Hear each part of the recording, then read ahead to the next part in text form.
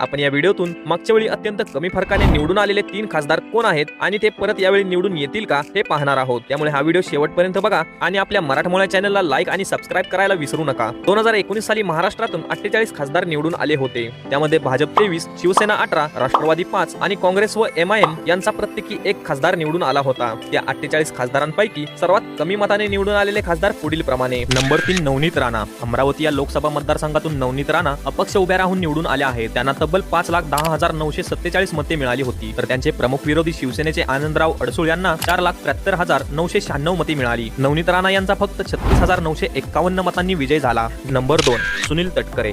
रायगड या लोकसभा मतदारसंघातून राष्ट्रवादी पक्षातून ते निवडून आले आहेत। त्यांना 4,86,968 मते मिळाली, तर त्यांचे प्रमुख विरोधी शिवसेनेच्या अनंत गीते यांना 4,55,530 एवढी मते मिळाली। सुनील तटकरे यांचा केवळ 31,438 मताने विजय झाला आहे। आणि नंबर 1 इम्तियाज जलील। छत्रपती